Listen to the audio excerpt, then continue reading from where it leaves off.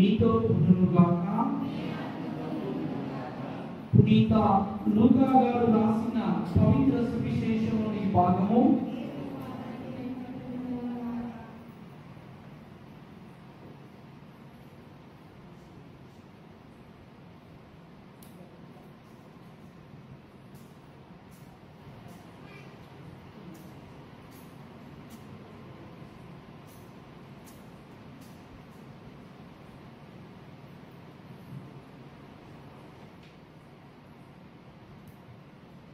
లూకా సువార్త 2వ అధ్యాయము 51-52 వచనములు. లూకా సువార్త 2వ అధ్యాయము 51-52 వచనములు. అంతటా యేసు వారితో, నజరేతునకు తిరిగి వచ్చి తల్లిదండ్రులకు విధేయుడై ఉండెను. తల్లి మరియమ్మ ఆ విషయములన్నీ మనస్సును పగలపరుచుకొని ఉండెను. యేసు జ్ఞానమును ప్రాయమును వర్ధిల్లుచు దేవుని అనుగ్రహమును ప్రజల ఆదరాభిమానమును పొందుచుండెను. ఇది క్రీస్తు సువిశేషము. పరిశుద్ధమైన స్థలంలో మనందరం కళ్ళు మూసుకొని సేవలు వచ్చి ప్రార్థన చేస్తున్నాం. ప్రేమగల ప్రభువా, సర్వమును సృష్టించి పరిపాలిస్తున్న మా ప్రియ పరలోక తండ్రి, గడిచిన కాలం అంతా కూడా మా సరికొండపాలెం గ్రామాన్ని ప్రభువా, మా కుటుంబాలను, మా సంఘాన్ని ప్రభువా కాచి కాపాడనందుకు మీకు వందనములు, స్తుతి స్తోత్రములు తండ్రి. మీ పరిశుద్ధాత్మ సహవాసంలో మీ చల్లని చూపును ప్రభువా మా మీద, సంఘం మీద, బిడ్డలందరి మీద కుమ్మరించండి. ఈరోజు మేమందరం కూడా దివ్యవాద యేసు దేవాలయ మహోత్సవాన్ని జరుపుతున్న ఈ యొక్క సమయంలో ఈ పరిశుద్ధమైన దీవెన పూజలో చిన్నారి బాల యేసువ మీ అపారమైన దీవెనలు మా అందరి మీద కుమ్మరిస్తూ మేము ఈరోజు ఈ యొక్క వాక్యాన్ని ధ్యానం చేస్తూ ఉండగా మేమందరం కూడా మీ పవిత్రమైన వాక్యానుసారముగా జీవించే శక్తిని, మీ పరిశుద్ధాత్మ వరములను మా మీద నిండుగా కృపనింపమని ఈ మనవులను మా నాథుడైన యేసు క్రీస్తు దివ్యనామములో అడిగి ప్రార్థిస్తున్నాము తండ్రి. ఆమేన్. అందరూ కూడా రెండు చేతులను పరలోకనాథుల వైపు చూస్తూ దేవుని స్తుతించుదా, మహిమపరచుదా. తండ్రి వందనం, తండ్రి స్తోత్రం, యేసువ వందనం, యేసువ స్తోత్రం, ఆత్మదేవ వందనం, ఆత్మదేవ స్తోత్రం, త్రియేకదేవ వందనం, త్రియేకదేవ స్తోత్రం. Praise the Lord, praise the Lord, praise the Lord. అందరూ గట్టిగా చప్పట్లు కొడుతూ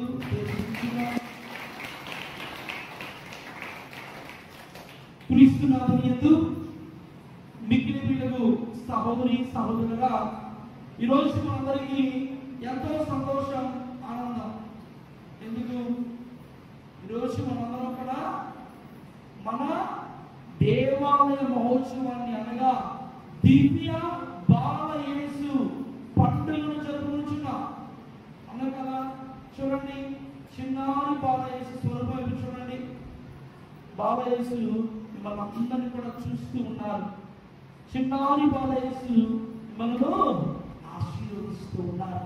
మన గ్రామాన్ని, మన సంఘాన్ని, మన ముఖ్యంగా ప్రతి ఒక్క కుటుంబాన్ని చిన్నారి బాల యేసు తన దీవెనను, తన యొక్క వరములను, తన యొక్క అనుగ్రహాలను మీ అందరి మీద కుమ్మరిస్తూ ఉన్నారు.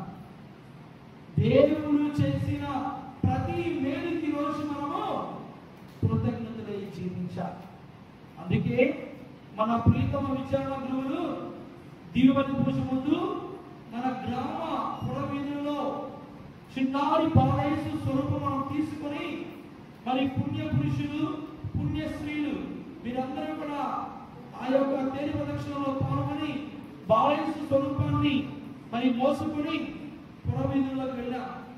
అంటే దేవుడే ప్రత్యేక ప్రత్యక్షంగా మన గృహానికి, దేవుడే ప్రత్యక్షంగా మన గ్రామ పురవీధులకు తీసుకెళ్లి వెళ్ళడం ద్వారా మనము దేవుని యొక్క దీవెనను నిండుగా పొందుతున్నాం. విదేశంలో వెళుతూ దేవుడు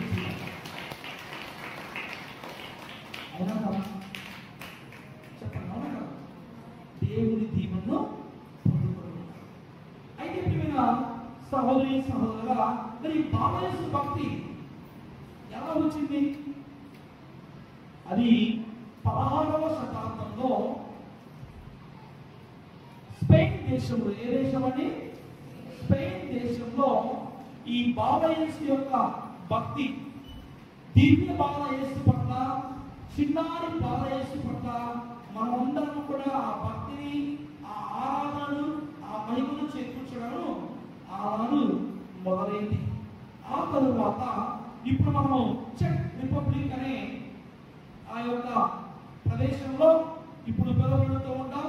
ప్రాగ్ అనే ఆ ప్రాంతంలో ఆ దివ్య బాలయేసు భక్తిని 17వ శతాబ్దంలో మరి వ్యాపింపచేసుకుంటూ మరి అనేక మంది దివ్య బాలయేసు పట్ల భయభక్తులు చూపి ఆ ఆరాధనలో, ఆ మహిమలో పాల్గొన్నప్పుడు ఎన్నో గొప్ప అద్భుతాలు, స్వస్థతలు, సంతానం లేని వారికి సంతాన భాగ్యము, ఉద్యోగం లేని వారికి ఉద్యోగము, మరి అనుకున్న తలంపులు, మరి దివ్య బాలయేసుకు సమర్పించుకున్నప్పుడు, వారి కోరికలు సమర్పించుకున్నప్పుడు దివ్య బాలయేసు ద్వారా ఆ కోరికలు, ఆ తలంపులు నెరవేర్చబడ్డాయి. అటువంటి సమయంలో కొంతమంది గురువులు, కార్పొరేట్ సభ మరి మఠానికి చెందిన గురువులు ఈ దివ్య బాలయేసు భక్తిని, ఆ తరువాత మరి శ్రీ సభలో అనేక మంది పునీతులు, పునీత చెండ తెరేసమ్మ గారు, పునీత జెరోము గారు, అలా ఎంతో మంది గొప్ప గొప్ప పునీతులు, పునీత అగులాపురి తెరేసమ్మ గారు ఈ దివ్య బాలయేసు భక్తిని శ్రీ సభకు వ్యాపింపజేశారు. అనగా ఎంతోమంది పునీతులు ఈ దివ్య బాలయేసు పట్ల మనం భక్తి భావాన్ని కలిగి ఉండాలి. ఎందుకు చెప్పండి? ఎందుకు ఏమవుతుంది?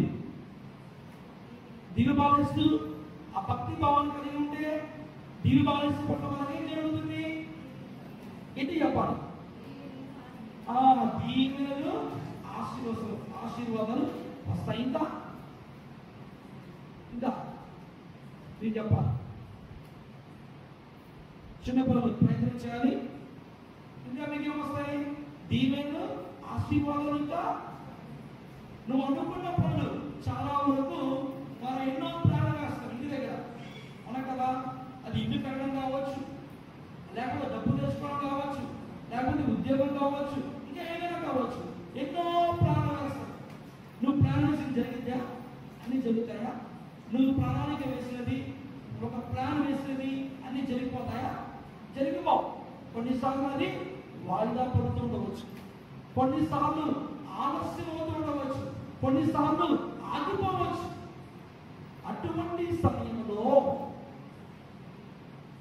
నువ్వు చిన్నారి బాలయేసుకు నీ విన్నపాలను, నీ కోరికలను, నీ తలంపులను మరి బాలయేసు ముందు ఉంచినప్పుడు ఆ తలంపులను పరిపూర్ణముగా దివ్య బాలయేసు నెరవేరుస్తుంది. చెప్పకూడదు. అందుకే దేవుని బిడ్డ, ఈరోజు మనం తెలుసుకోవాలి. ఫాదర్ గారు మనమందరం కలిసి పండుగ చేసాం, అయిపోయింది కాదు. ఈ పండుగ రోజు దివ్య బాలయేసు ఈ రోజు మనందరికీ ఒక గొప్ప వాగ్దానం ఇస్తున్నారు. ఏమిటి ఆ వాగ్దానం?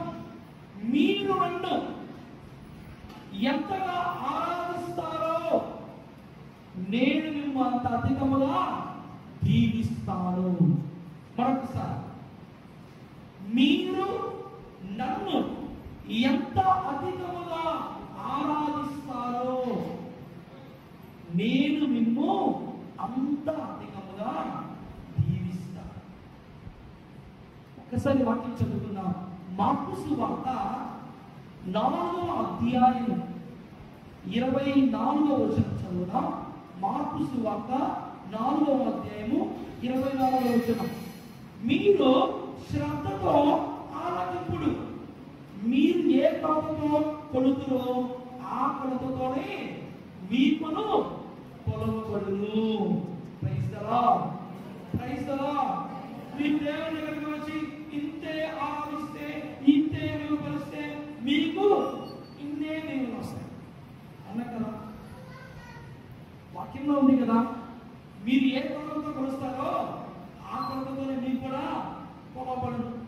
దేవా నీకు స్తోత్రం, దేవా నీకు ఆరాధన, దేవా కమ్మయ్యా అలిసిపోయా నిద్ర వచ్చేసి వస్తావు, శ్రద్ధగా వస్తావు. దేవా నీకు స్తోత్రం, దేవా ఆరాధన, మధ్యలో ఫోన్ వచ్చింది, వెంటనే బయటికి వెళ్ళిపోతాం. అటువంటి భక్తిని చిన్నారి బలయేసు ఈ రోజు ఇంటికి కోరుకోవడం. దేవా నీకు స్తోత్రం, దేవా నీకు ఆరాధన. ఎవరో ఆమె వచ్చారు, లేదా ఎవరో వ్యక్తి వచ్చాడు, చెప్పాడు. వెంటనే ఏమైంది, నీ భక్తి ఆపేసి మనుషులు చెప్పిన నమ్ముతావు, దేవుడు చెప్పిన మాట నువ్వు అవునా కదా, అవునా కదా. మంచివాడు ఎన్ని మంచి మాటలు చెప్పినా ఎవరు నమ్మరండి. ఒకడు ఉంటాడు, ఎవరు ముంచేవాడు, ఎవరు ముంచేవాడు. ముంచేవాడు వచ్చి ఎన్ని అబద్ధాలు చెప్పినా అందరూ నమ్ముతారు. అందుకేమో మంచివాడు సమాజంలో ఒంటరిగా మిగిలిపోతుంటే ముంచేవాడు మందిలో ఈరోజు తిరుగుతున్నాడు అన్న కదా. కాబట్టి మనం మంచిని గ్రహించాలి.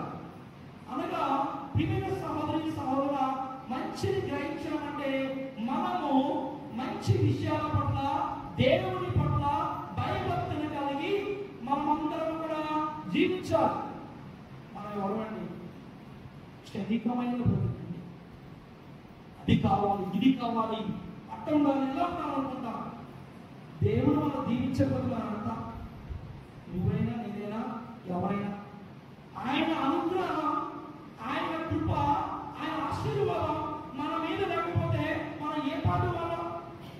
నీటి మీద పొడగలాంటి వాడు. ఈరోజు ఉంటాం, ఈరోజు జీవించాం, రేపు ఉంటామో ఎవరికి తెలియదు. కాబట్టి ఈరోజు నువ్వు దివ్య బాలయేసుకు వందనాలు, స్తుతి స్తోత్రములు చెల్లించు.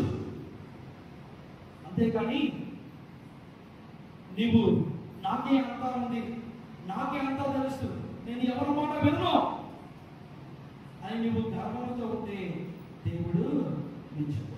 చూడండి, చిన్నారి బాలయేసు సైతమే ఈనాటి సువిశేషపట్నం లూకా సువార్త 2వ అధ్యాయము 51వ వచనం. యేసు వారితో నజరేతునకు తిరిగి వచ్చి తల్లిదండ్రులకు విధేయుడై ఉండెను. చూడండి, తల్లిదండ్రులకు యేసయ్య విధేయుడై ఉండెను. మనం మన యొక్క తల్లి తండ్రి స్థానంలో ఉన్న గురువుకు మనము కాపరికి విధేయులై జీవిస్తూ దేవుని అనుగ్రహాలు మనం పొందుకుంటూ ఉంటాం. ప్రియమైన విశ్వాసులారా, దేవుని అనుగ్రహాలు మనకు ఏవి కూడా ఉచితంగా రావాలి. వస్తాయా? ఉచితంగా వస్తాయా? కష్టపడాలి. నువ్వు భయభక్తులు కలిగి శ్రద్ధతో దేవుని వాక్యాన్ని ఆరాధించాలి. నువ్వు దేవుణ్ణి విడిచిపెట్టకుండా ఎల్లప్పుడూ కూడా ఆయన అడ్డుపెట్టుకుని జీవించాలి. పూర్వ నిబంధనలో, ఆది కాలంలో మనం చూస్తున్నాం ఒక వ్యక్తిని. ఎవరో వ్యక్తి దేవునితో కుస్తీ పడుతూ ఉన్నాడు. దేనికోసం? దీవెనలు, ఆశీర్వాదములు పొందుకోవడానికి. ఎవరో వ్యక్తి, ఎవరు? యాకోబు. విదేశంలో పడుతుంది దేవుడు శిక్షగా జరుగుతుంది. యాకోబు ఆ రాత్రిపూట సమయంలో దేవునితో కుస్తీ పడుతూ ఉన్నాడు. దీవెనలు పొందుకోవడానికి ప్రయత్నం చేశాడు. దేవుని అనుగ్రహాలు పొందుకున్నాడు యాకోబు. తరతరాలకి దేవుని యాకోబును ఆశీర్వదించాడు. ఆ 12 మంది గోత్రస్తులను యాకోబు సంతతి నుండి దేవుడు ఎన్నుకున్నాడు, ఆశీర్వదించాడు. ప్రియమైన సహోదరి సహోదరుడా, ఈరోజు నీవు నేను కూడా దేవునితో ఒక కుస్తీలాగా నువ్వు ప్రాణాయపడి మనస్ఫూర్తిగా దేవుని సన్నిధికి వచ్చి, దేవా నా జీవితంలో, దేవా నా సంఘంలో, దేవా నా కుటుంబ దాంపత్య జీవితంలో నాకు ఈ తలంపు ఉంది చిన్నారి బాల యేసువా, నాకు ఈ కోరిక ఉంది, నాకు ఈ ప్రణాళిక ఉంది, నీ ముందు ఉంచుతున్నానయ్యా, నీవు నెరవేర్చు. ఇదిగో నీ చిత్తానుసారంగా ఈ పనిని పరిపూర్తి చేయని మనం ఏం చేయాలి? ప్రార్థన చేయాలి, దేవుని ఆశీర్వాదాలను పొందుకోవాలి.